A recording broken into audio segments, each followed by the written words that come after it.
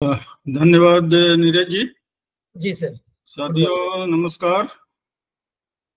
जैसे आप जानते हैं कि ये हम लोग नीरज जी के सहयोग से प्रति शनिवार एक जैविक एवं प्राकृतिक खेती पे सेशन चलाते हैं, जिसमें बहुत सारे किसान भाइयों और अन्य सदस्यगण जुड़ते हैं और हम आपस में अपना ज्ञान बांटते हैं। तो इस सीरीज में आज का विषय है लकड़ी का सिरका, वुड विनेगर। इस पे हम बात करेंगे क्योंकि वुड विनेगर जो है संपूर्ण रूप से प्राकृतिक है। इसका जैविक एवं प्राकृतिक खेती में उपयोग किया जा सकता है। वुड विनेगर अगर देखें तो यहाँ भी कोयला और बायोचार, बहुत सारे जगहों पे कोयला बनाया जाता है, जो आप देखते होंगे जाड़ों में लोग उससे उसको जला के गर्मी बढ़ाते हैं। तो कोयला बनाते समय एक धुआं उठता है, उससे बहुत ज्यादा प्रदूषण होता है। उसी धुएं को वाष्पीकृत करके एक तरल रूप में उसको परिवर्तित कर देते हैं, उसी को कहते हैं वुड विनेगर, लकड़ी का सिरका। कोयला बनाते हुए जो धुआं वाष्प सब निकलता है, उसी को कंडेंस करके जो तरल हमें प्राप्त होता है उसको वुड विनेगर कहते हैं। और इस वुड विनेगर में 200 से ज्यादा तत्व मौजूद रहते हैं जिनका किसी में उपयोग किया जा सकता है, लेकिन इसमें प्रमुख रूप से एस्टिक एसिड, ब्यूटारिक एसिड और कैटेकॉल एवं फिनाल, ये चार चीजें प्रमुखता पाई जाती हैं, जिनका बहुत सारा उपयोग हम पोषक तत्व प्रबंधन एवं कीट प्रबंधन में कर सकते हैं। वुड विनेगर कोई नई चीज नहीं है, ये आदिकाल से इसका हम लोग प्रयोग करते आ रहे हैं। जैसा आप जानते होंगे कि सड़कें बनाई जाती थी पहले, आज भी बनती हैं, लेकिन उसमें जो तार होता है, तार जिसको बोलते हैं, तार से पिच बनाई जाती थी। ये बहुत पुरानी सभ्यता है और मध्य पुरापाषाण युग से ही ये ज्यादातर ये जो प्रथा थी, ये टेम्परेट रीजन मतलब यूरोपियन अमेरिकन और कंट्रीज में ये तार बनाया जाता था रोड बनाने के लिए।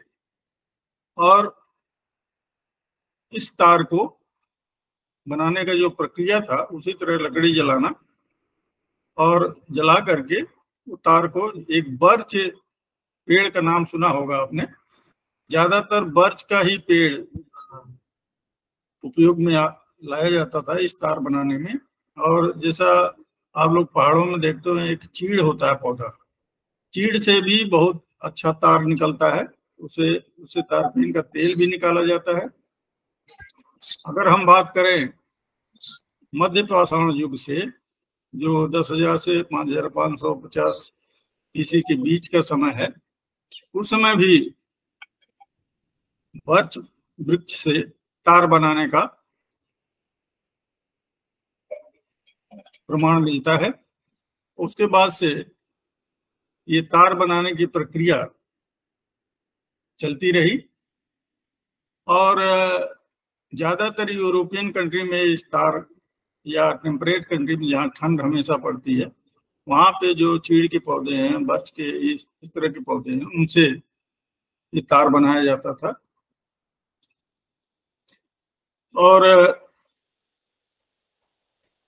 अगर इसके आगे की बात करें, हिस्ट्री, इसका जो इतिहास है, तो एक बहुत नया शब्द है इंग्लिश में, पायरोलोसिस। पायरोलोसिस क्या है कि जब किसी चीज को, लकड़ी को गर्म करते हैं और उसे तार निकाले की जो प्रक्रिया है, उसको पायरोलिसिस कहते हैं। और बड़े कम तापमान पे धीरे धीरे जलाई जाती है, जिससे वो तार का की रिकवरी जो है अच्छी होती है। और जितनी ही ये प्रक्रिया आपकी धीमी आंच पे होगी, मतलब कम कम हीट पे होगी, तो तार की जो क्वालिटी है वो बढ़ती जाती है। अब बात करें, वो तो सड़क बनाने के लिए प्रयोग होता था, लेकिन इसका जो है खेती में बहुत अच्छा प्रयोग है। उसी तार के बाद चारकोल निकलता था, चारकोल को ग्राइंड करके एक्टिवेट करके बायोचार भी आजकल बहुत प्रचलित हो रहा है। बहुत सारे देशों में इसका प्रचार हो रहा है। जैविक खेती में बायोचार का प्रयोग होता है, जिससे मिट्टी का ऑर्गेनिक कार्बन बहुत अधिक बढ़ जाता है। तो चारकोल से अब ये जो आपका वुड विनेगर है बनाने की प्रक्रिया, जैसे आपका ज्यादातर आप देखते होंगे कंडेंसेशन, जैसे डिस्टिल वाटर बनाया जाता है, उसी तरह की प्रक्रिया होती है ये वुड विनेगर बनाने में। ये कोई नई चीज नहीं है। जैसा मैं पहले बताया कि आदिकाल से, इवन पूरा पाषाण जो मैंने युग बताया, मध्य पाषाण युग बताया, तब से चली आ रही है। लेकिन उस समय लोगों को जानकारी नहीं थी कि इस जो धुआं निकलता है इसको कंडेंस करके कैसे इसका सिरका बनाया जाए, इसको खेती में प्रयोग किया है। तो अभी कुछ वर्षों से किया गया तो काम था इसका जो धुआं निकलने की प्रक्रिया को कम करने के लिए, एक्चुअली प्रदूषण को बचाने के लिए किया गया था। लेकिन ये जो लिक्विड निकला इसको बहुत लोगों ने खेती में प्रयोग किया। खेती में प्रयोग किया तो देखा, जैसे यूरोप की एक रिपोर्ट है कि इसको बैगन में लोगों ने प्रयोग किया तो देखा कि इससे पौधों की वृद्धि बढ़ती है और उसमें एक कीड़ा लगता है जिसको सूट बोरर बोलते हैं, उसका प्रकोप कम हुआ। अब इसमें जो जैसा मैंने बताया पाइरोलिसिस होती है, तो पाइरोलिटिक एसिड बनता है। उसी एसिड में ये जो ब्यूटारिक है, एसिटिक एसिड है, कैटेकॉल है, फिनाल है, ये सब पाए जाते हैं। अब इस पे कुछ रिसर्च है जिसको मैं आपको उसके बारे में अवगत कराना चाहता हूँ। एक रिसर्च की गई कि इसका जो 0.1 से 1% सॉल्यूशन लकड़ी के सिरके को बनाकर इसको पौधों पे स्प्रे किया गया, तो उसमें देखा गया कि जो फफूंद लगते थे उनकी संख्या कम हुई। और इसी तरह का एक रिसर्च हुआ है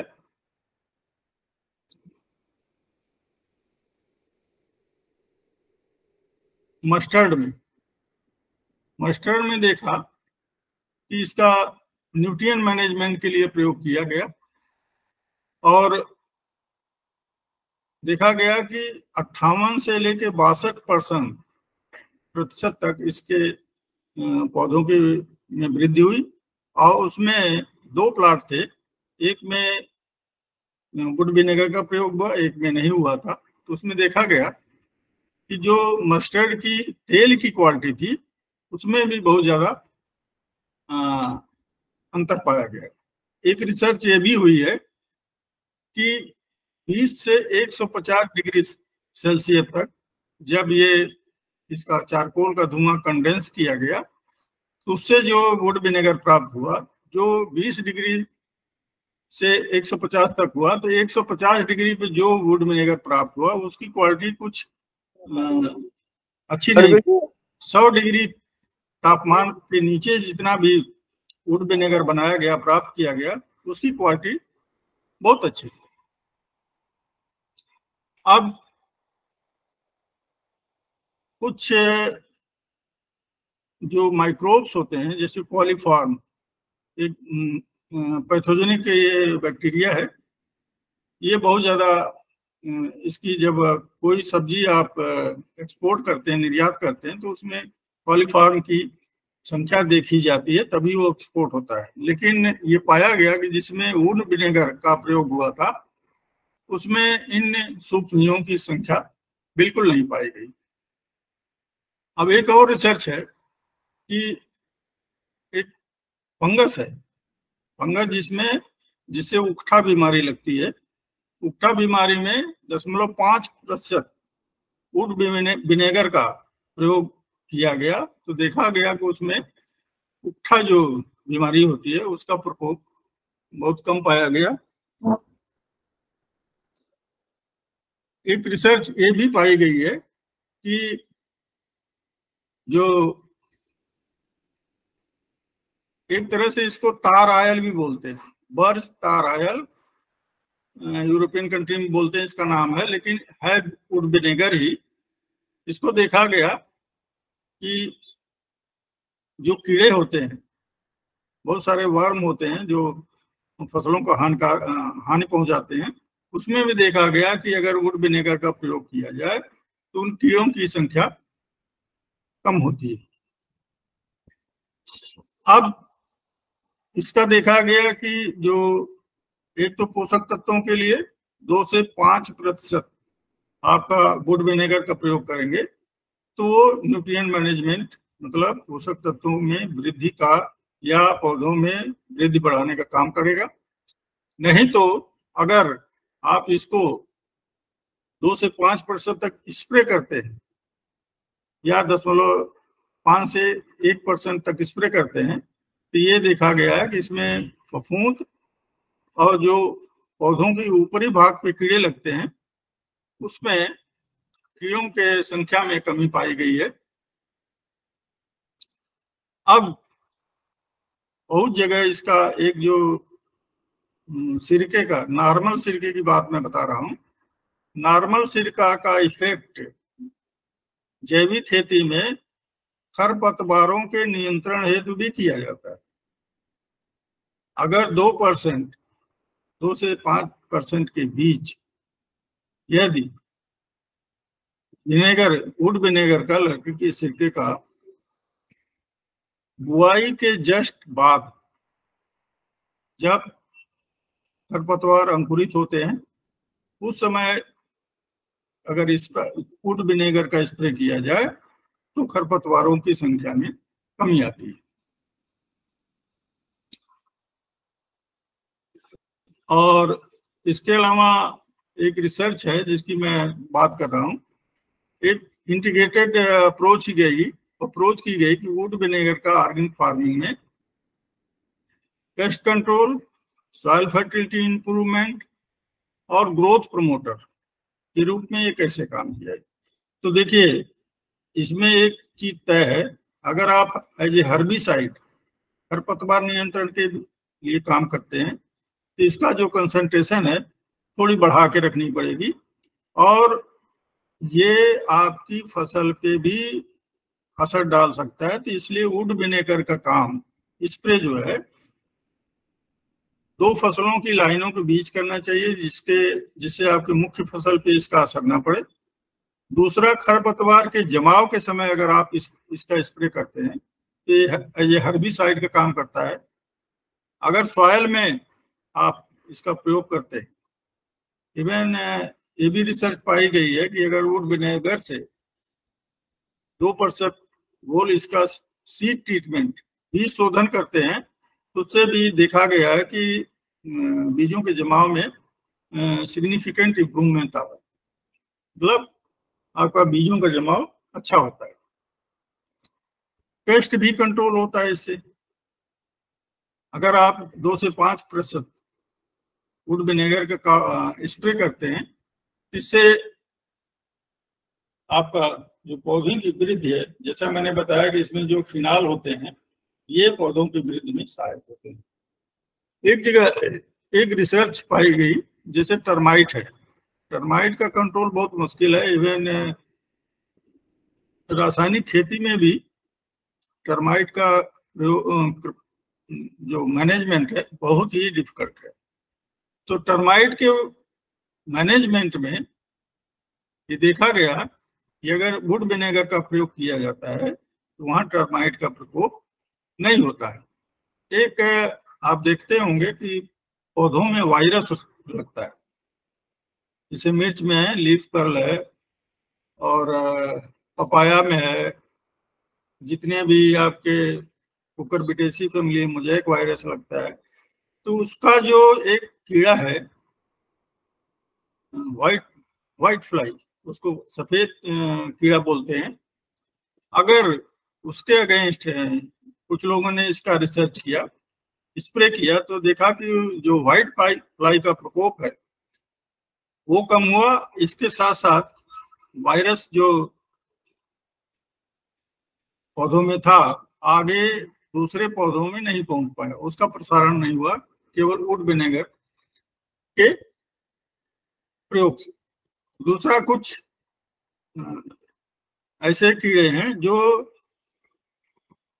पौधों पे आके अंडे दे देते हैं, वहीं पे अंडा फूटता है, फिर वहां लार्वा बनता है, उस बीच पौधों को बहुत नुकसान होता है। तो इस अवस्था में भी देखा गया है यदि वुड विनेगर का सही समय पर प्रयोग किया जाए तो वो जो पौधे हैं वहां पे एक ऐसी स्मेल आती है, या ऐसा उसका पीएच, वुड विनेगर का पीएच आप जानते हैं, अगर एसिडिक है तो उसका कम ही होगा। तो पीएच चेंज हो जाने के कारण वो कीड़ा वहां अंडा भी नहीं देता है। इसके अलावा बहुत सारी जानवरों में भी है, टिक्स, टिक्स का नाम सुना होगा, बहुत सारे जानवरों में टिक्स लग जाते हैं, वो खून चूसते रहते हैं, उसके जानवरों के बीच में बालों में छुपे रहते हैं। तो उसमें भी देखा गया कि यदि वुड विनेगर का 2 से 5% घोल उस अगर जानवर पे स्प्रे किया जाए, जानवर को कोई असर नहीं पड़ेगा, विनेगर से फर्क पड़ेगा। वो टिक्स जो छोटे छोटे कीड़े लगे रहते हैं, खून चूसते रहते हैं, तो उस पर प्रभाव पड़ता है। तो मैं संक्षेप में ये बताना चाह रहा हूँ कि ये जो लकड़ी का सिरका है, जितने भी जहाँ भी कोयला बनता है वहाँ बहुत प्रदूषण होता है। यदि उस जो वाष्प एवं धुआं जो उठता है उसको कंडेंस करके तरल में बदल दिया जाए, एक बहुत छोटी सी यूनिट लगती है, तो वो जो तरल मिलता है उसको कहते हैं वुड विनेगर। वुड विनेगर में 200 से ज्यादा तत्व पाए जाते हैं, तो वो खेती के लिए बहुत महत्वपूर्ण है। वुड विनेगर का मृदा की उर्वरा शक्ति बढ़ाने में प्रयोग किया जा सकता है, इंसेक्ट पेस्ट मैनेजमेंट में प्रयोग किया जा सकता है, इवन खरपतवार के नियंत्रण में भी वुड विनेगर का प्रयोग किया जा सकता है। इसमें कोई भी चीज ऐसी नहीं है जो किसान अपने घर पे नहीं कर सकता। एक छोटी सी यूनिट, मैं थोड़ा रूड उसमें बता रहा हूँ, आप देखते होंगे कि गांव में लोग बहुत सारी लिक्वर बनाते हैं, महुआ है, ये सब है। उसी तरह ये भी वुड विनेगर है, इसको आसानी से बनाया जा सकता है और खेतों में प्रयोग किया जा सकता है। क्योंकि वुड विनेगर संपूर्ण रूप से प्राकृतिक है, इसलिए जैविक खेती या प्राकृतिक खेती में वुड विनेगर का प्रयोग करते हैं तो कहीं से भी कोई क्वेश्चन नहीं उठा सकता कि आपने केमिकल डाला है, क्योंकि ये केमिकल नहीं है। किसानों के घर पे बहुत सारा, आज देखिए मार्केट में वुड विनेगर पूरे इंटरनेशनल तौर से ये प्रचलित हो गया है, लोग खरीद रहे हैं, ऑनलाइन भी अवेलेबल है, लेकिन उसकी कीमत थोड़ा ज्यादा है। तो जरूरत है कि जो वुड विनेगर बनाया जाए ज्यादा तेज आंच पे ना बनाया जाए। अगर स्लो आंच पे बनाते हैं तो उससे जो वुड विनेगर प्राप्त होता है उसकी क्वालिटी बहुत अच्छी रहती है। इसी थोड़े से हमने जो आपको जानकारी दी, इसके बाद हम आप लोगों को इनवाइट करते हैं कि अगर इससे संबंधित कोई भी सवाल हो तो आप लोग पूछें, और मैं पुनः नीरज जी से रिक्वेस्ट करता हूं कि इस कार्यक्रम को आगे बढ़ाएं। जी सर, बहुत बहुत धन्यवाद सर, आपने बहुत अहम जानकारी जो कि अपने ये जो वुड विनेगर है इसके बारे में हम नाम तो कई जगह सुनते रहते हैं, लेकिन हमें इसके बारे में जानकारी नहीं मिल पाती, और आपने हमें बहुत अच्छे संक्षिप्त में जो हमारे पास वुड विनेगर के ऊपर जो आज रिसर्च हुई है, क्योंकि ये वुड विनेगर कोई नया नहीं है, बहुत पुराना इस पे काम किया हुआ है जापान में, थाईलैंड में। लेकिन इसको क्या है कि ये इसको लाना और इसको फार्मर्स के बीच इसको समझाना और फार्मर्स को बताना, ताकि हमारे नए किसान भाई या फिर इसको अपने कम्युनिटी लेवल पे भी इसको डेवलप कर सकते हैं कि इनपुट कॉस्टिंग की तरफ देखें। तो हम सभी से निवेदन करते हैं कि आप अपने जो भी प्रश्न है एक एक करके हैंड रेज करें, और आपके प्रश्न है उसको संक्षिप्त में रखिएगा, ताकि थोड़ा सा कोशिश कीजिएगा कि दूसरे भाइयों का भी प्रश्न हम रख सकें। तो जो सबसे पहले हमारा हैंड रेज हुआ doctor Pradeep Selvi ji. Ji Pradeep ji, doctor ji sir unmute कीजिए, डॉक्टर प्रदीप जी अनम्यूट कीजिए प्लीज। ओके जी।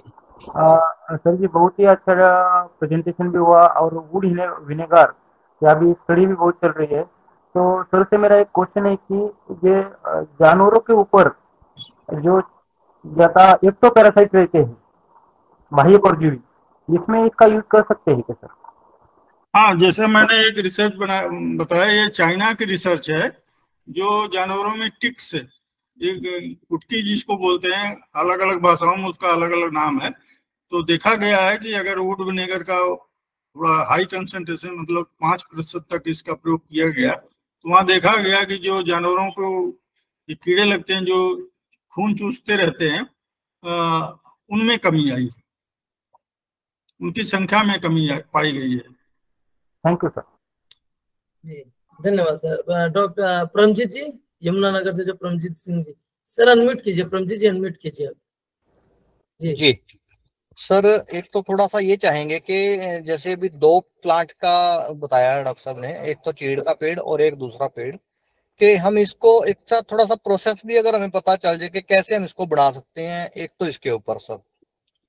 दूसरा, जो एग की आपने बात की, क्योंकि अगर हमने एग को ही कंट्रोल कर लिया अपनी फसल के अंदर, पेस्ट को, इंसेक्ट को, तो मुझे लगता है कि एक बहुत बड़ा जो है हमारे लिए काम हो जाएगा, और हम बहुत बड़े लेवल पे जो है पेस्टिसाइड को, फंगीसाइड को, इंसेक्टिसाइड को हम कवर कर सकते हैं, कंट्रोल कर सकते हैं। तो ये एक हमारे पूरे मानव समाज के लिए जो एक बहुत बड़ा काम हो सकता है। इसके ऊपर थोड़ा सा देखिए, ऐसा है कि जो मैंने बताया वो रिसर्च हुई थी पहले,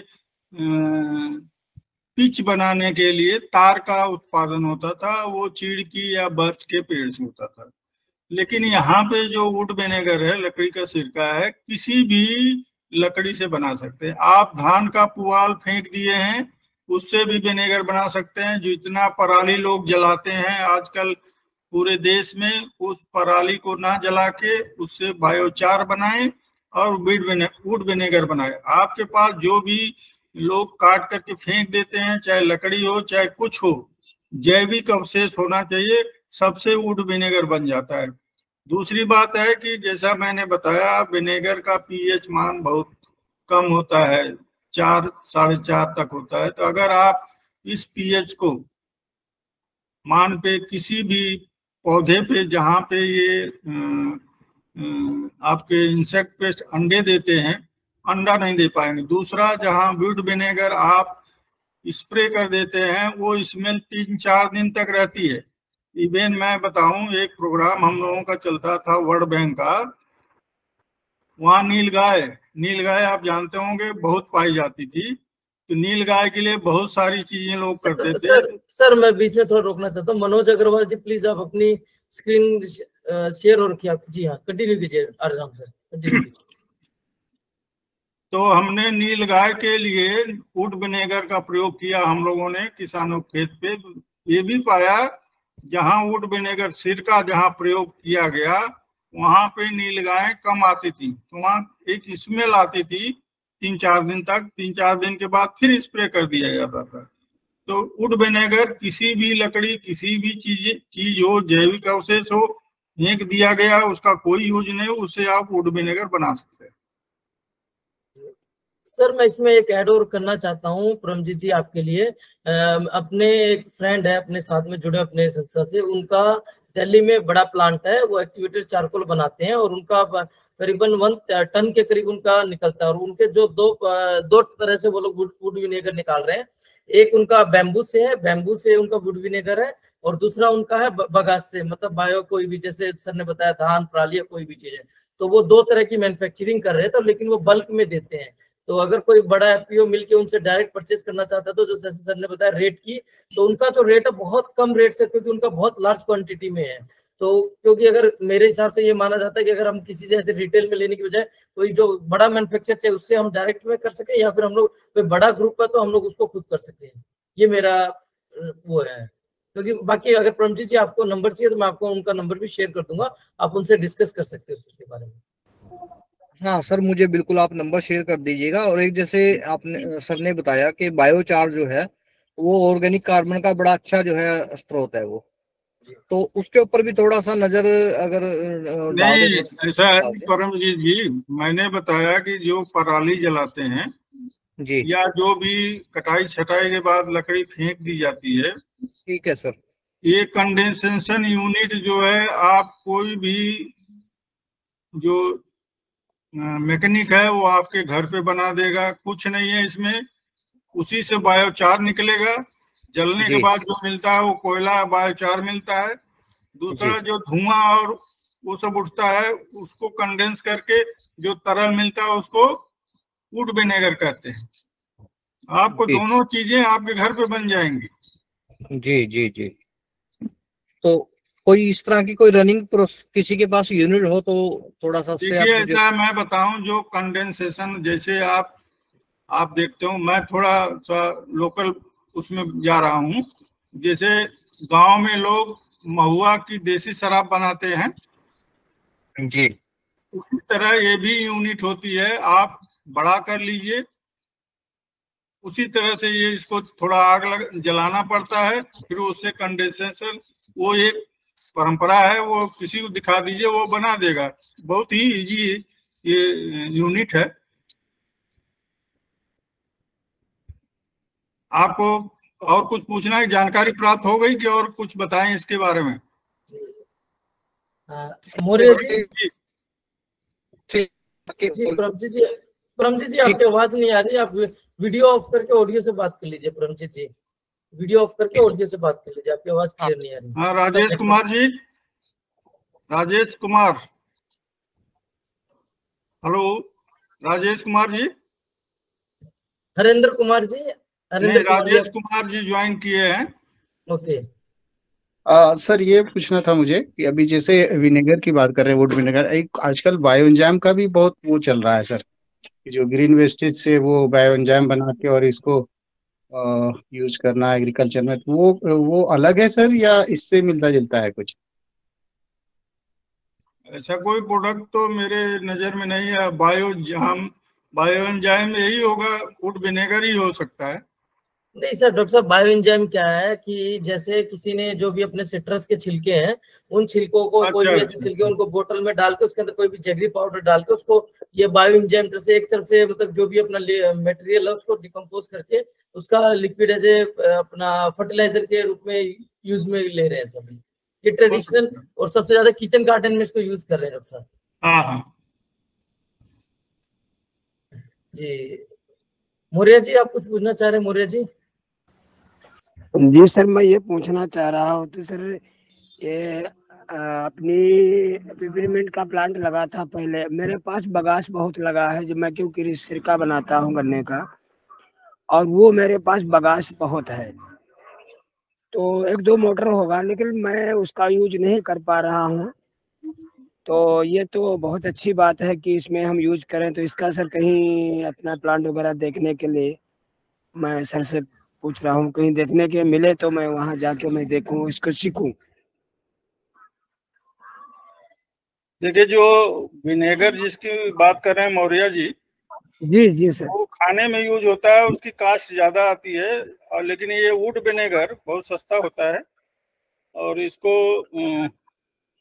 सस्ते दाम में बना करके इसका प्रयोग किया जा सकता है। जो नॉर्मल विनेगर है वो थोड़ा कॉस्टली होता है, उसका भारी मात्रा में कृषि में प्रयोग करना थोड़ा कॉस्टली होगा।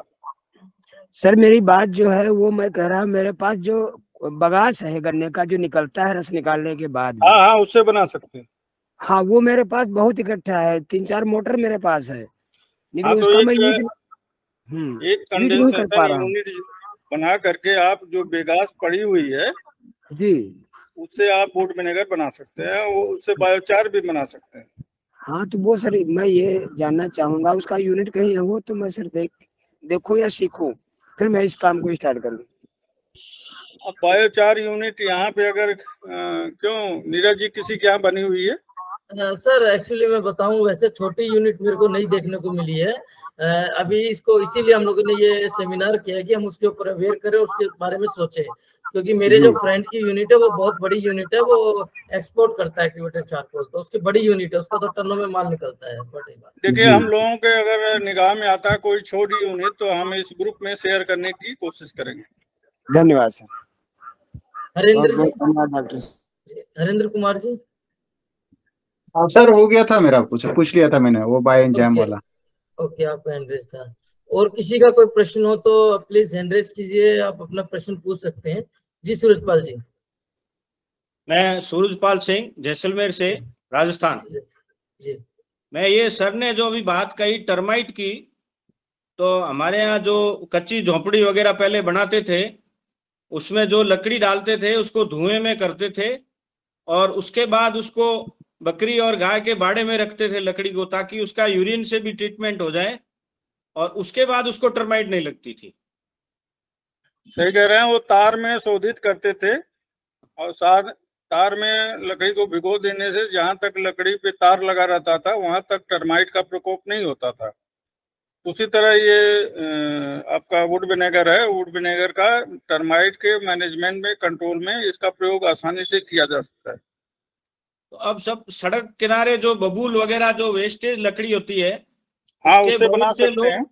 बहुत से लोग कोयला बना रहे हैं, लेकिन हाँ, वो उसी कोयला कोयला जो जी उसी हाँ, कोयला से जो धुआं निकलता है उसे वुड विनेगर बना सकते हैं, लेकिन उसके लिए एक यूनिट की जरूरत पड़ेगी। मतलब बायोचार और इसका वुड विनेगर का यूनिट साथ में लग सकता है, ये हो सकता है पॉसिबल? हाँ, साथ में लगना बहुत जरूरी है, क्योंकि जब बायोचार बनता है तो उससे धुआं निकलता है, उससे प्रदूषण होता है। उस धुएं को खत्म करने के लिए उससे आपका वुड विनेगर बन जाएगा। ठीक है सर, थैंक यू। ये कृषि बायो इंदौर, कृषि बायो इंदौर, आपका कोई प्रश्न है क्या? प्रमजीत जी कुछ पूछना चाह रहे हैं, आपका हैंड रेज है दोबारा। जी सर मैं ये पूछना चाह रहा था कि जो बायोचार हमने खेत में ऑर्गेनिक कार्बन बढ़ाने के लिए यूज करना है, वो कितनी मात्रा में उसको हम यूज करें कि जिससे ऑर्गेनिक कार्बन का लेवल हमारा अप हो जाए? बायोचार का जो एक्टिवेटेड बायोचार है उसका जो है करीब, अभी तो इतना ज्यादा इस पे रिसर्च नहीं हुआ, लेकिन आप 1 से 1.5 कुंटल पर एकड़ के हिसाब से इसका प्रयोग कर सकते हैं। और अगर इसकी हम एस्टिमेटेड कॉस्ट अगर हम लगाएं, फिलहाल अगर हम कहीं से परचेज करते हैं तो क्या कॉस्ट नियर बाई हमारी पड़ सकता है? अब जैसा हम लोगों ने बताया कि अभी तक बायोचार की यूनिट हमने किसानों के यहाँ या छोटी यूनिट देखा नहीं है जी। जैसे अभी देखते हैं, जैसा नीरज जी बता रहे हैं कि दिल्ली में एक एक्सपोर्टर है, उनके यहाँ बहुत बड़ी यूनिट लगी है जी। लेकिन छोटी यूनिट की कास्ट क्या है। और एक आप दिमाग में रखिए, जैसे लोग गाँव में महुआ की लिक्वर बनाते हैं तो एक छोटी सी यूनिट रहती है, वो ठीक है, उसको डिस्टिल करते हैं, वो जहाँ पे लिक्वर निकलता है यहाँ पे बायोचार निकलेगा। उस तरह की कोई यूनिट हो तो उसके बारे में किसी मैन्युफैक्चरर से बात कर सकते हैं।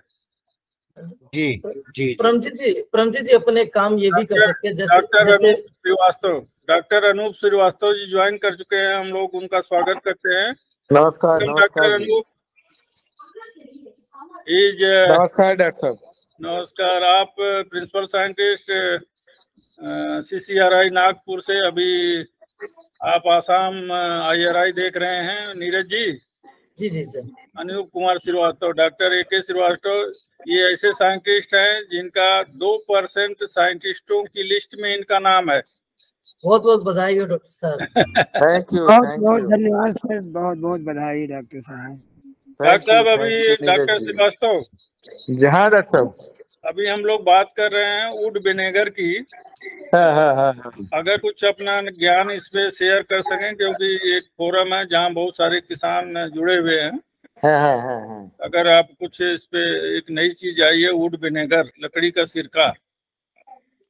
लकड़ी के सिरके में डॉक्टर साहब एक भाई बहुत ज्यादा तो नहीं भाई, एक ही चीज हमारा अपने एक्सपीरियंस से मैं कह सकता हूँ कि जो सबसे इम्पोर्टेंट पार्ट क्या है कि जो अल्टीमेट विनेगर मिलता है उसका रिफ्रैक्टिव इंडेक्स, वो सबसे इम्पोर्टेंट पार्ट है। तो अगर उसका, और वो जो फर्मेंटेशन प्रोसेस में है कोई ऐसा माइक्रोबियल, जैसे सैक्रम सेरेविसी वगैरह है, ये सब बड़ा इफेक्टिव है। कोई ऐसा माइक्रो इफिशिएंट माइक्रोबियल आइसोलेट की जरूरत है जो उसकी टर्बिडिटी है, वुड विनेगर बनाते वक्त जो टर्बिडिटी है उसकी, उस टर्बिडिटी को बिल्कुल पूरी तरह से माइक्रोबियली वो डिकम्पोज करके एक हाई रिफ्रैक्टिव इंडेक्स का विनेगर दे सके। मैं समझता हूँ कि सबसे इम्पोर्टेंट पार्ट यही है। हाँ, लेकिन अभी तक जो वुड विनेगर बनाया जा रहा है थर्मल विधि से बनाया जा रहा है, गर्म करके। अच्छा। जो बायोचार बनाते हैं, बायोचार बनते समय जो भी वेपर और धुआं निकलता है उसी को कंडेंस करके वुड विनेगर आजकल बनाया जा रहा है। अच्छा। और ये बायोकार का कुछ सेकेंडरी यूज करते हैं कि, क्योंकि बायोकार का जो कार्बन है उसका रेजिडेंस टाइम कम से कम 75 to 100 ईयर्स का है। हाँ। तो वो अगर एक किसी भी बगीचे में, चाहे वेजिटेबल का हो चाहे फ्रूट्स का हो, ये तो एक वन टाइम ट्रीटमेंट है। अगर एक बार भी उसमें पड़ गया, इवन 50-50 ग्राम भी, मान लीजिए मैंगो ही है, अगर 50-50 ग्राम मैंगो के ऑर्चर्ड में पड़ गया तो मैं समझता हूँ कि उसका रेजिडेंस टाइम 100 ईयर्स के लिए वो पूरा हो गया। हाँ, तो वही बात हो रही है, जो बायोचार बनता है उसमें बहुत ज्यादा पोल्यूशन होता है। उस पोल्यूशन को कम करने के लिए उसको को कंडेंस करके विनेगर, वुड विनेगर बनाया जाता है। वुड विनेगर का एग्रीकल्चर में, ऑर्गेनिक फार्मिंग में बहुत रोल है, और उसी विषय पे आज हम लोग चर्चा कर रहे हैं। और ये भी डॉक्टर साहब एक देखिए कितना बड़ा सलूशन, वर्ल्ड ओवर बायोकार में सबसे बड़ी प्रॉब्लम ये एनवायरमेंटल प्रॉब्लम की है, क्योंकि जो पायरोलिसिस होता है उसमें पूरा का पूरा धुआं निकलता है। और अगर उसको कंडेंस करके विनेगर बना लिया तो एक तरह से मैं समझता हूँ जो इंटरनेशनल प्रॉब्लम है वो सॉल्व हो जाएगी। उसी की बात कर रहे हैं, उसी की हम लोग आज चर्चा कर रहे हैं। नीरज जी, और कोई देखिए, कोई हाथ उठा रहे हो? जी, अगर किसी का कोई क्वेश्चन है तो वो भी पूछ सकते हैं। और जी प्रमजीत जी, आप कुछ पूछ रहे थे? प्रमजीत जी,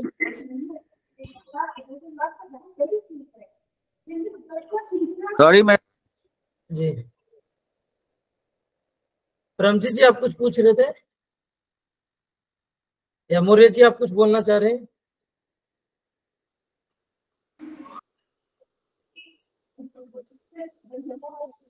जी, और कोई कुछ शेयर करना चाहता है कुछ, या फिर कृषि बायो आपका कोई क्वेश्चन हो मैम?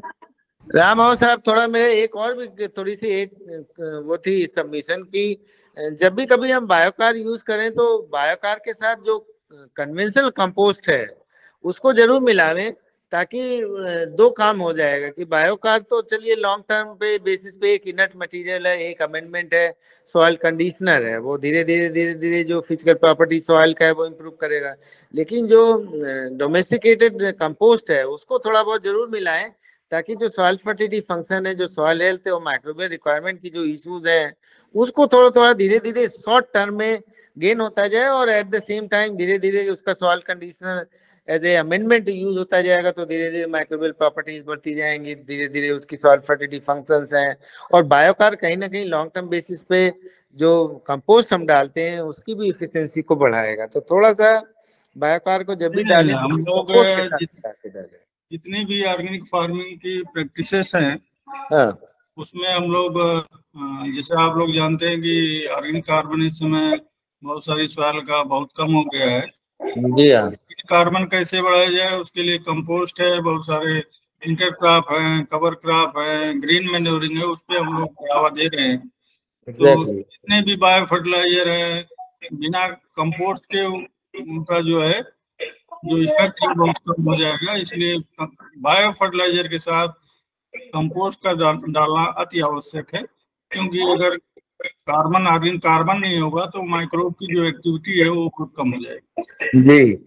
और एक और डॉक्टर साहब मेरा सबमिशन था कि जो यूजुअली हम चाहे कंपोस्ट हो चाहे बायोकार का तो खैर दूसरा ही इशू है। जो कंपोस्ट है कभी भी इसको आप वो टाइम नहीं रहा कि आप यूजुअली 100 kg 150 kg 50 kg हर एक प्लांट के हिसाब से डाल सके, अगर क्योंकि वो असंभव है।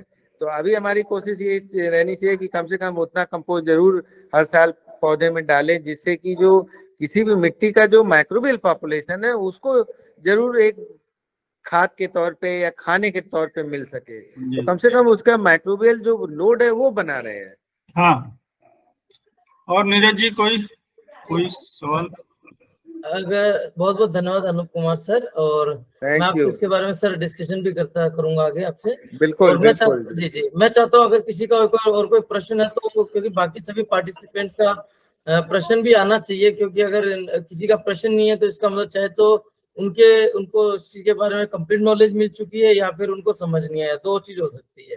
तो मैं चाहता हूँ आप लोग क्वेश्चन भी पूछे ताकि इंटरेस्टिंग रहे, खाली अटेंड करने से वो नहीं, क्योंकि अगर आपको समझ में आए तो कुछ क्वेश्चन भी आने चाहिए उससे रिलेटेड। जी परमजीत जी पूछिए।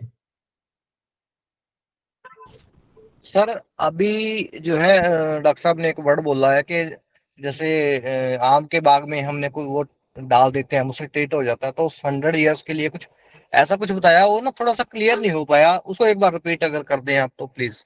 नहीं हाँ डॉक्टर साहब बोलिए।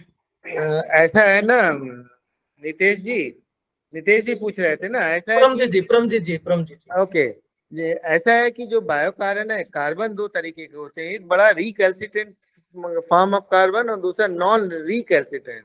जो ऑर्गेनिक मैन्योर वगैरह जो भी कंपोस्ट डालते हैं उसका कार्बन का जो नॉन रिकैल्सिट्रेंट होता है, मतलब क्या होता है वो डिकम्पोज होने की उसमें वल्नरेबिलिटी बहुत ज्यादा रहती है। इसीलिए कभी भी कंपोस्ट को हमें क्यों हर साल डालना पड़ता है कि हर साल डालिए, हर साल वो डिकम्पोज होकर निकल जाता है।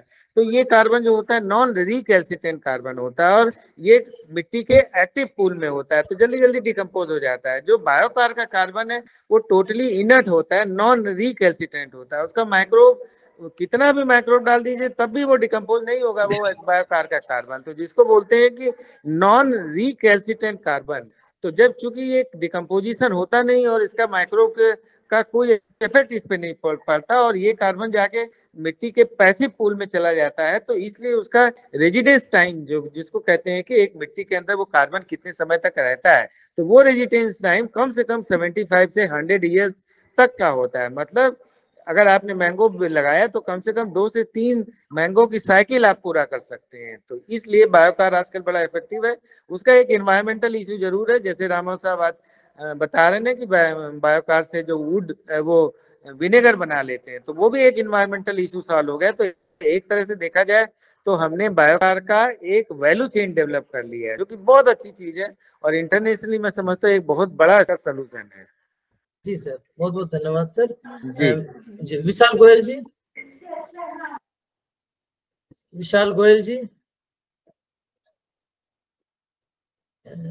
उज्जवल चौहान जी। सर जी विशाल गोयल जी पूछिए। सर विशाल गोयल जी सर जी पूछिए। सर एक मेरा एक छोटा सा प्रश्न है, ये जैसे हमारे गांव में हमारे ये चलते हैं, चाय की दुकान हो गई या समोसे वाले हो गए, वो जो कोयला जलाते हैं या लकड़ी जलाते हैं, क्या उस यूनिट को हम थोड़ा सा चेंज करके इसमें विनेगर में कन्वर्ट कर सकते हैं क्या? हाँ, उनका जो धुआं है जी, उनके चूल्हे का धुआं है, अगर उस यूनिट में डाल दिया जाए, जो कंडेंसेशन यूनिट है, अगर उसके थ्रू उसको पास किया जाए तो, लेकिन चारकोल डाला वहां जलाया जा रहा है, इसलिए वो जो वुड विनेगर प्राप्त होगा उतना अच्छा नहीं होगा।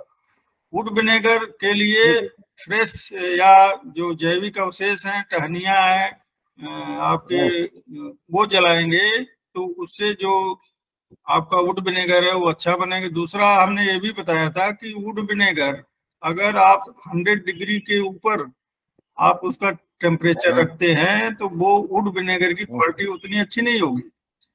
नहीं, बिल्कुल सही है। क्वालिटी जो आती है धीमी आंच पे अगर वुड विनेगर बनाया जाए, जो बायोचार बनाया जाता है धीरे धीरे, उससे जो वुड विनेगर बनता है वो ज्यादा अच्छा होता है। नहीं, वो मैंने एक यूट्यूब पे वीडियो देखी थी, उसमें क्या बता रहे थे कि सारा मटेरियल अंदर डाल के धुआं बाहर से कर रहे हैं, वो आहिस्ता आहिस्ता उसका जो है ना वो फिर धुएं से वो कोल्ड प्रोसेस होके तो वो सारा फिर विनेगर बाहर आते रहता है। नहीं, वो आप सही कह रहे हैं। मैं बता रहा हूँ कि जो चारकोल जलाने से, जो तेज आंच पे जलाने से जो धुआं निकलेगा उसको कंडेंस करेंगे तो उसके जो विनेगर प्राप्त होगा उसकी क्वालिटी उतनी अच्छी नहीं होगी। बिल्कुल सही। अगर धीमी आंच पे किया जाए तो उसकी जो क्वालिटी होगी वुड विनेगर की ज्यादा अच्छी होगी। बिल्कुल सही है सर, बिल्कुल सही। Thank you sir, thank you. Ujjwal Chauhan ji. हाँ सर, ये पूछा था गाय के गोबर से भी पॉसिबल है ये? हाँ, गोबर का जो उपला है उसे जला के कोई भी अवशेष हो, जो जैविक अवशेष हो, उसको धीमी आंच पे जला के आप जहाँ बायोचार बनाते हैं उसी के धुएं से आप वुड विनेगर बना सकते हैं और वो उसकी क्वालिटी बहुत अच्छी है। कृषि बायो इंदौर। नमस्कार सर, मैं डॉक्टर कविता क्षीरसागर कृषि bio products and research private limited से बात कर रही हूँ। आपने बायोचार और वुड विनेगर के बारे में बहुत अच्छी जानकारी दी। मेरे 2 प्रश्न है जो मैं यहाँ पे आपसे पूछना चाहती हूँ। पहला प्रश्न तो ये है कि हम लोग अगर ऑर्गेनिक कार्बन या बायोचार को सपोज फार्म यार्ड मैन्योर या किसी में मिलाएं तो उसका परसेंटेज क्या होना चाहिए आपके हिसाब से? देखिए, अभी इस पे ज्यादा रिसर्च नहीं हुआ है, लेकिन जो फार्म यार्ड मैन्योर और बायोचार का जो परसेंटेज है करीब 10 to 100 होना चाहिए या 1 to 10 होना चाहिए। बिल्कुल सही, बिल्कुल सही, बिल्कुल सही। Okay, thank you sir. और दूसरा क्वेश्चन मेरा सर ये है कि अगर हमको वुड विनेगर का कमर्शियल प्रोडक्शन करना है तो उसके लिए इनिशियल लेवल पे हमको कितना बड़ा यूनिट सेटअप करना पड़ेगा? आप इसके लिए नीरज जी से बात करिए, ये दिल्ली जा चुके हैं। इनके एक दोस्त है, मित्र है, जो टन्स पर डे टन्स में वुड विनेगर बनाते हैं, उनकी यूनिट है, उनसे उनका नंबर शेयर करिए नीरज जी। जी मैम, सीमा मैम, मैं यही कह रहा था एक्चुअली इसमें हम क्या काम कर सकते हैं। देखिए, अगर हम कोई नई यूनिट एकदम से लगाएंगे तो उसमें हमारा क्या कॉस्टिंग ज्यादा हो जाएगी और फिर कॉस्टिंग के बाद उतना हमारा क्या प्रोडक्शन उतना हम फिर हमारे पास सेल की दिक्कत आएगी। मेरा जो ये मानना है कि हम लोग सब मिलके आपस में, जैसे वो एक भाई है उसकी ऑलरेडी मैं आपको बताऊं उसका एक बहुत रेयर बहुत नॉर्मल चार्ज में वो देता है। अगर कोई पर्सन उस पर काम करना चाहता तो वो बल्क में दे रहा है। हम लोग उससे थोड़ा सा उसको लेके पहले हम लोग ट्रायल तौर पे यूज करें, फिर उसका जैसे जैसे होगा हम एक लिमिट पहले उसकी डिमांड को बनाए, फिर उसके बाद किसी चीज का प्रोडक्शन करना मेरे हिसाब से सही है सर। मेरा सर, वो जो यूनिट जिसकी आप बात कर रहे हैं उस यूनिट पे हम विजिट कर सकते हैं क्या? मैं उनसे रिक्वेस्ट कर लूंगा, मैं उनसे जो भैया है उनसे रिक्वेस्ट कर लूंगा। एक्चुअली उनका एक्चुअली चारकोल का एक्सपोर्ट का काम है, उनसे डिस्कस करके आपको मैं हम लोग प्लान कर लेते हैं। सबसे अच्छा कुछ हम लोग 4-5% ग्रुप बना के कभी, क्योंकि एक जाने से उनको दिक्कत ना हो तो इसलिए हम लोग प्लान भी कर सकते हैं कि मिलके हम लोग प्लान कर ले कुछ। प्लीज आप उनसे बात करके बताइएगा कि अगर हम विजिट कर सकते हैं तो it will be great for us. Thank you so much. Sure. हाँ जी, डॉक्टर प्रमोद कुमार तोमर जी। प्रमोद कुमार तोमर जी, डॉक्टर साहब बासमती से। हेलो, हाँ नीरज जी। जी पूछिए सर। आप सबको नमस्कार। नमस्ते जी। मैं ये जानना चाह रहा हूँ कि इसका यदि हम यूज कराते हैं क्रॉप में, सपोज करो बासमती भी लोग ऑर्गेनिक करना चाहते हैं, तो क्या उसके प्रोड्यूस पे क्या इफेक्ट पड़ेगा क्वालिटी पे? जैसे हमने बताया कि चाइना में बहुत सारे वैज्ञानिकों ने रेप सीड पे काम किया है। उन्होंने देखा है कि वुड विनेगर जिस क्रॉप में अप्लाई किया गया उस क्रॉप में जो ऑयल की क्वालिटी में इम्प्रूवमेंट हुआ, सॉइल फर्टिलिटी में इम्प्रूवमेंट हुआ, प्लस जो प्लांट की ग्रोथ एंड डेवलपमेंट थी उस पर भी सिग्निफिकेंट इफेक्ट पाया गया है।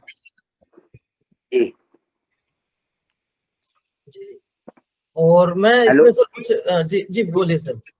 हाँ, मैं कह रहा हूँ ये तो क्रॉप पे इफेक्ट पड़ा, नहीं जो उसका प्रोड्यूस मिलेगा फार्मर्स को उसकी गुणवत्ता पे तो कोई इफेक्ट नहीं पड़ेगा। जैसे धुएं का एक अंश होता है, धुएं का असर, सपोज करो आपका दूध ही जल गया, हल्का सा धुएं का असर उसमें आ गया तो प्रोडक्ट की क्वालिटी खराब होगी ना? नहीं यार, दूध दही की बात नहीं हो रही।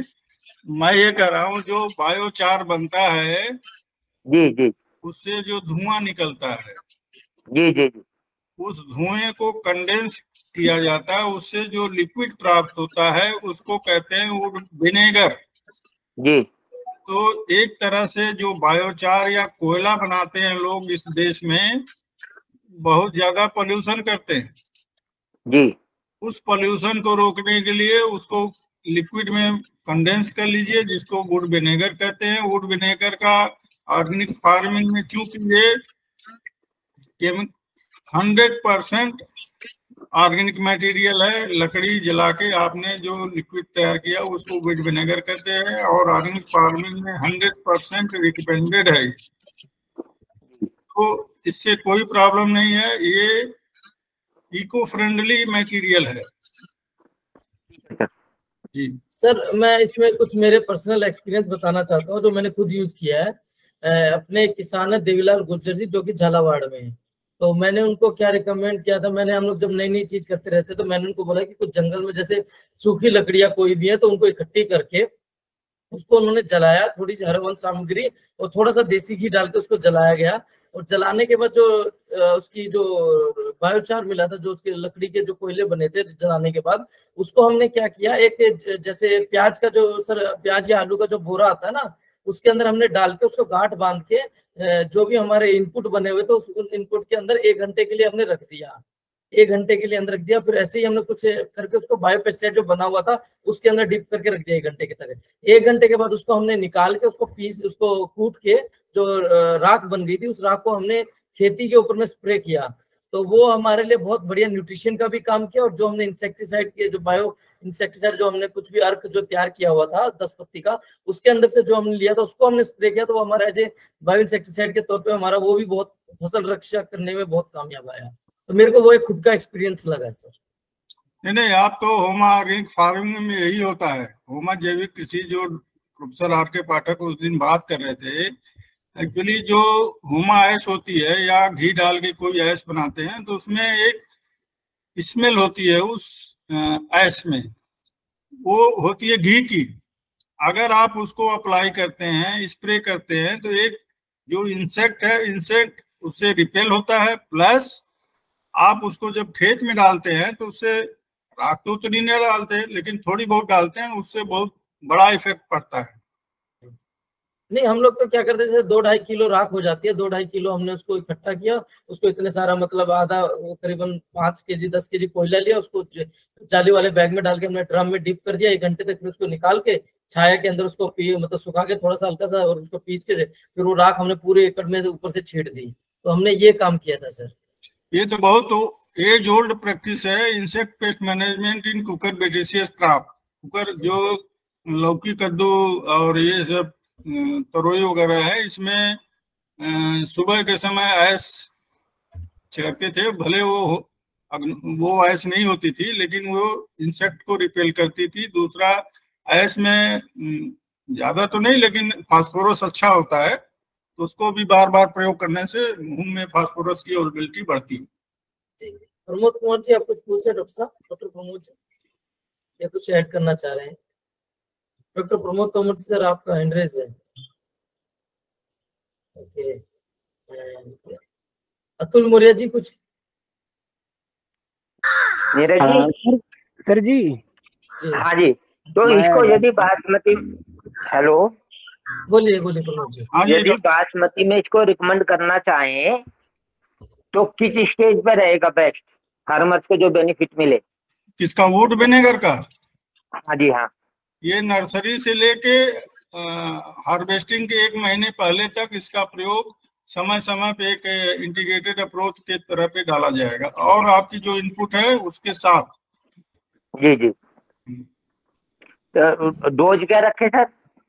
डोज जैसे मैंने बताया कि अगर इसको इंसेक्ट पेस्ट के लिए आपको स्प्रे करना है तो 0.5 to 1%, as a herbicide use करना है तो 2 से 5%, या आपको न्यूट्रिएंट मैनेजमेंट के लिए प्रयोग करना है तो इसको 1%।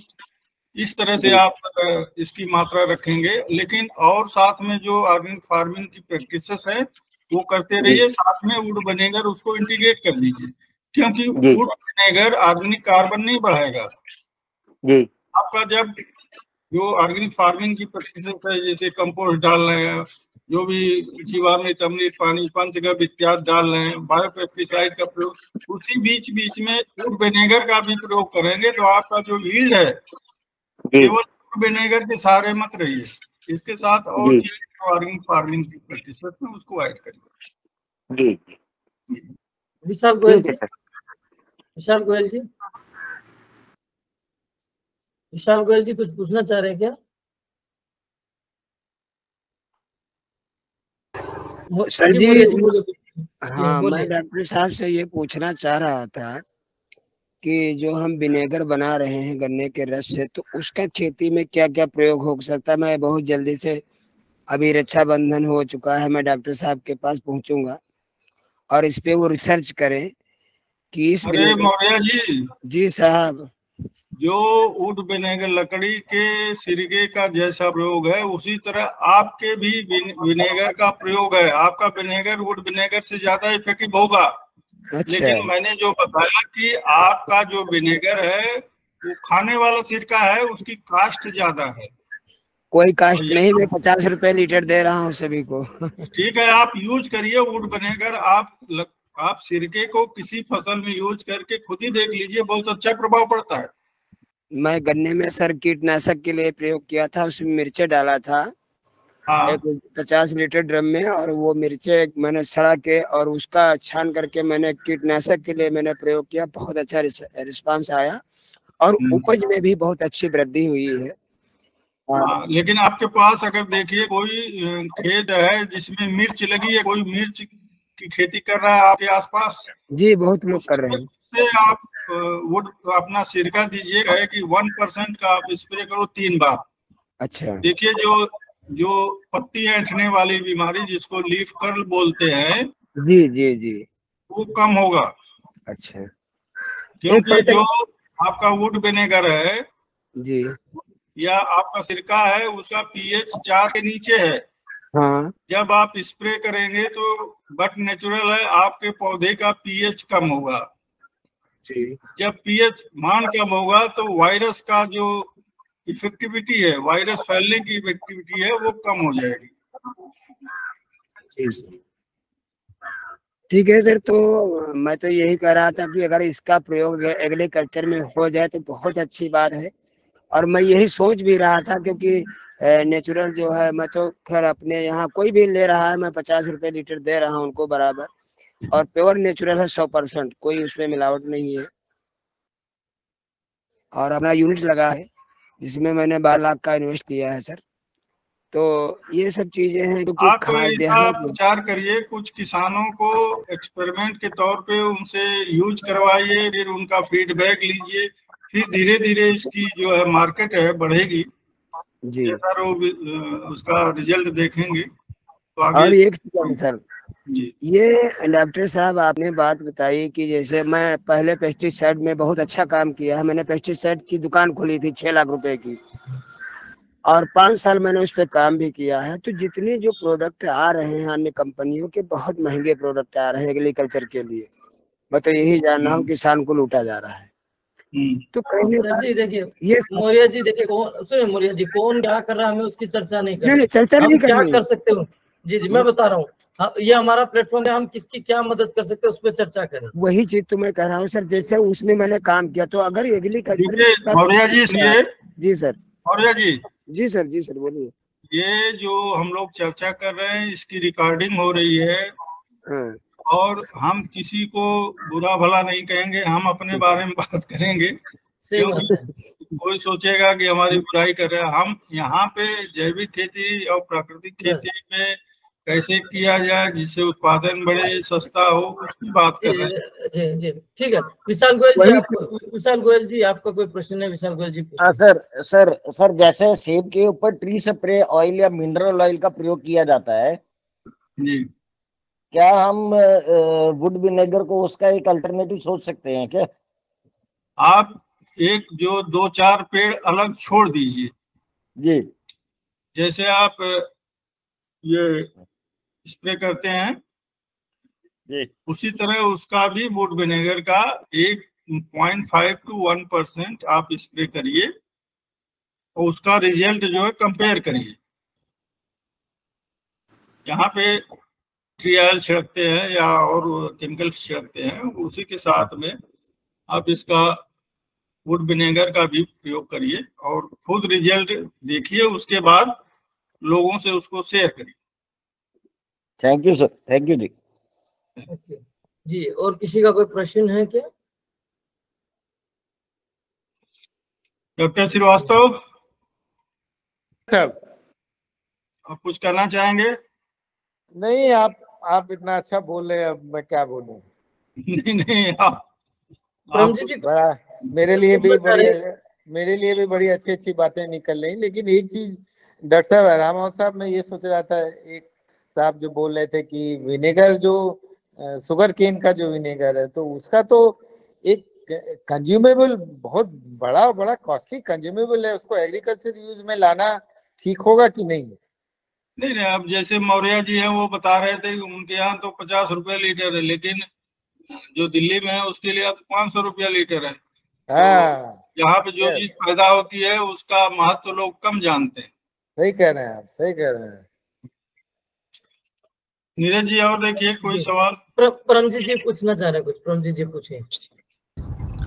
सर मैं ये पूछना चाह रहा हूँ, अभी जैसे शुगर केन की बात हुई है, मेरी जो बेल्ट है शुगर केन काफी है हमारे एरिया में, और हमें जो सबसे बड़ा चैलेंज है टॉप बोरर का है। तो टॉप बोरर में इसको हम कैसे यूज कर सकते हैं और कैसे उस पर हम कंट्रोल पा सकते हैं, थोड़ा सा इसके ऊपर आप जरूर बताएं। देखिए, शुगर केन में अगर टॉप बोरर आपको खत्म करना है तो पहले तो एक ऐसी फसल लगाइए जैसे मेरी गोल्ड है, जिसके पीले फूल आते हैं, उसको एक लाइन बीच में लगाइए। प्लस आप उसको जैविक खेती या प्राकृतिक खेती में ये रिकमेंडेशन है कि जब कीड़े बीमारी का प्रकोप होता है उसके पहले से ही इसका प्रयोग शुरू कर दीजिए। तो टॉप बोरर ये कब आता है शुगर केन में? ये तो फरवरी से स्टार्ट हो जाता है जी। तो आप इसको जनवरी से शुरू कर दीजिए जी। एक आपके गन्ने में दो लाइन के बीच में कोई जगह है? हाँ, अलग अलग होती है रेशो, ये आपका जो है। उसमें ऐसा करिए कि मेरी गोल्ड की आप गेंदे की पौध लगा दीजिए। उसके बाद जनवरी से आप वुड विनेगर का करीब 1% का आप स्प्रे हर 15 दिन पे करिए। इसको कुछ एरिया में करिए, बाकी जो आप करते आ रहे हैं कमर्शियल तौर से उसको करिए, लेकिन कुछ सेपरेट रखिए जहां पे ये चीजें थोड़ा सा करके देखिए। अगर आपको सफलता मिलती है तो आगे पूरा खेत ही कन्वर्ट कर दीजिए। ठीक है जी। प्रमोद जी कुछ कह रहे हैं क्या आप? प्रमोद जी। हाँ नीरज जी, यदि गन्ने में ये चाहते हैं तो एक जूट होता है, जूट बोते थे हमारे लोग चारों तरफ गन्ने के, वो ट्रैप क्रॉप का काम करता है। और एक होता है शुक्लाई का प्लांट भी गन्ने में इंसेक्ट को थोड़ा ट्रैप करता है और वो एक्स्ट्रा इनकम का भी साधन बनता है। क्योंकि जो शुक्लाई होती है वो कोल्हू वगैरह में यूज होती है बहुत अच्छे से, बहुत ज्यादा मात्रा में। तो ये कीट प्रबंधन के साथ साथ में आमदनी भी कर सकते हैं इन दोनों फसल को यदि इसमें बीच में डालते हैं तो। जी परमजीत जी, आपका प्रश्न का जवाब आपको अनम्यूट कीजिए परमजीत जी, अनम्यूट कीजिए, आपको माइक बंद है। जी सर, जैसे भाई ने बताया कि सकड़ाई को अगर हम बेचते हैं तो क्या वो टॉप बोरर पे भी कंट्रोल करेगी उसमें? कारण क्या है ना, इसके जो फूल आते हैं ना वो बहुत अट्रैक्टिव होते हैं, वो इंसेक्ट को अपनी तरफ टैप करके रखती हैं। और हमारे पुराने जो लोग थे, हमारे दादा बाबा जब गन्ना करते थे, उनके पास इतना इंसेक्टिसाइड नहीं था, वो यूज ही नहीं करते थे इंसेक्टिसाइड को। इन दो क्रॉप को इंटर क्रॉप के रूप में यूज करते थे, उसका बीज डाल देते थे, तो उससे वो मैनेज करते थे। ठीक है। ओके, विशाल गोयल जी। विशाल गोयल जी कुछ पूछ रहे हैं क्या आप? जी चलिए सर, हम देखते हैं, अगर अभी किसी के प्रश्न नहीं है तो हम चाहते हैं, हमारा आज का जो सेशन था बहुत अच्छा रहा, इंफॉर्मेटिव रहा, और मैं डॉक्टर अनूप सर का भी बहुत बहुत धन्यवाद करना चाहता हूँ। सर ने अपना कीमती टाइम में हमारी इस मुहिम को में जुड़े। सूरजपाल जी, कोई प्रश्न पूछ रहे हैं क्या आप? ओके, तो मैं ये चाहता। एक minute Neeraj ji. Ji doctor A K Srivastava जी, आप नीरज कुमार प्रजापति को जानते हैं? अरे बहुत अच्छे से, इसे मैं वहाँ मिला हूँ। तेरा पंतनगर में अभी जो वो हुई थी हॉर्टिकल्चर कॉन्क्लेव। जी सर, जी मैं मुलाकात हुई मेरी। जी जी, ओके, आप कंटिन्यू करिए नीरज जी। तो अगर किसी का कोई प्रश्न नहीं है तो हम इसको कंक्लूड की तरफ चलते हैं। और उससे पहले मैं आपको बताना चाहता हूं कि जो आज की मीटिंग रही है हमारी बहुत अच्छी रही। एक नया टॉपिक था उसके ऊपर, क्योंकि हम लोग सिर्फ सुनते थे, उसके बारे में हमने एक अच्छे से डिस्कशन किया। और मैं बताना चाहता हूं कि इससे जो अगले सैटरडे को हम जो टॉपिक करेंगे उस पे डॉक्टर MS राव जी हैं, जो कि रिटायर्ड प्रिंसिपल साइंटिस्ट है और head of the department retired है IHR बेंगलोर से। और सर की एक्सपर्टाइज निमेटोलॉजीज में है और सर के एंटोमोलॉजी है। सर के पास करीबन 7 to 8 इंटरनेशनल पेटेंट्स हैं बायो कंट्रोल्स में। और सर ने सभी चीज की मतलब बहुत अच्छे से डीप काम किया। तो हम लोग कोशिश करेंगे कि, और मैंने सर से कंफर्म कर लिया, तो हम लोग अगली सैटरडे को सर की जो टेक्नोलॉजी है बायो कंट्रोल्स में, हम लोग जो अलग अलग तरह से, क्योंकि कहीं भी हम ट्राइकोडर्मा है, सुडोमोनास है, बवेरिया है, कोई भी चीज लेते हैं तो उसके बारे में हमें कहीं से कुछ अलग चीज सुनने को मिलती है, कहीं कोई कुछ अलग बताता है। तो हम चाहते हैं उस चीज के बारे में हम पूरा discussion doctor MS Rao sir से इसके ऊपर डिस्कस करें। और सबसे अच्छी बात है कि सर ने आफ्टर रिटायरमेंट जो सर के पेटेंट थे, सर ने उसी की, उनके स्टूडेंट, उनका जो सन है उसकी production unit in the sense मत कि वो अगर किसी को हम लोग उस पर डिस्कस कर सकते हैं। तो मैं चाहता हूँ जो हम लोग अगला सेशन कराएंगे डॉक्टर MS राव सर को साथ में इनवाइट करके, और हमारे डॉक्टर आर राम सर इसको मॉडरेट करेंगे साथ में। तो ये हमारा एक बहुत फ्रूटफुल इसके ऊपर एक डिस्कशन होगा। क्यों डॉक्टर आर राम सर? ठीक है, अच्छा है, अच्छा टॉपिक है जी। मैं पहले लखनऊ ज्वाइन करने के पहले IHR में ही था। ओके, मैं डॉक्टर राव को जानता हूँ। ओके, MS राव सर को एंटोमोलॉजी से। ओके, तो चलिए, ये तो बहुत अच्छी बात है कि जो सर जी हम भी जानते हैं डॉक्टर साहब को, क्योंकि मैं बंगलौर गया था मैं ट्रेनिंग करने के लिए, और डॉक्टर साहब ने जो काम किया बहुत अच्छा काम किया। मैं लेके कुछ प्रोडक्ट उनके आया था, मैं भी उनको पहचानता हूँ सर। ओके, इसका मतलब आप लोग के पास से फीडबैक भी मिल गया, तो इसका मतलब हमें सुनना भी चाहिए अगले शनिवार को डॉक्टर MS राव सर को। जी, तो चलिए, आप सभी का बहुत बहुत धन्यवाद। आप लोगों ने आज के इस जो हमारा वुड विनेगर के ऊपर जो एक सेशन हम लोगों ने एपिसोड रखा था, आप लोग का बहुत अच्छा पॉजिटिव रिस्पॉन्स आया। और हम चाहते हैं कि आप लोग ऐसे ही जुड़े रहिएगा। हम लोग हर शनिवार को ऑर्गेनिक और जैविक खेती की जो ये हमारी मुहिम है, ये हमारी मुहिम का उद्देश्य ये है कि ये हर शनिवार को होगी, जिससे एक हमारी कंटिन्यूटी रहेगी। हर शनिवार को जो भी आपकी साप्ताहिक कोई भी समस्या है तो हर शनिवार को आप डिस्कस कर सकते हैं। तो आप सभी का बहुत बहुत धन्यवाद।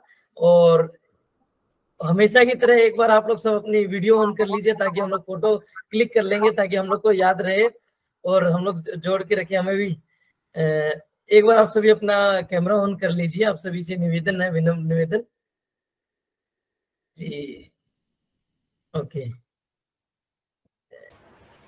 ओके, मैं एक बार, और मैं चाहता हूँ कि इस ग्रुप से आप जितने मैक्सिमम पर्सन को सबको जोड़े, क्योंकि हमारे इसमें जितने ज्यादा मैक्सिमम पर्सन रहेंगे उतना ज्यादा हमारे एक्सपीरियंस भी शेयर होगा। और मैं इसके साथ में बताना चाहता हूँ कि ये जैसे हमारी पोस्ट हार्वेस्ट, ये ऑर्गेनिक फार्मिंग की सीरीज है, इसी के पैरेलल में हमारी पोस्ट हार्वेस्ट और वैल्यू एडिशन की सीरीज भी चल रही है, जो कि हर संडे को शाम को 3 से 4:30 बजे के बीच होती है।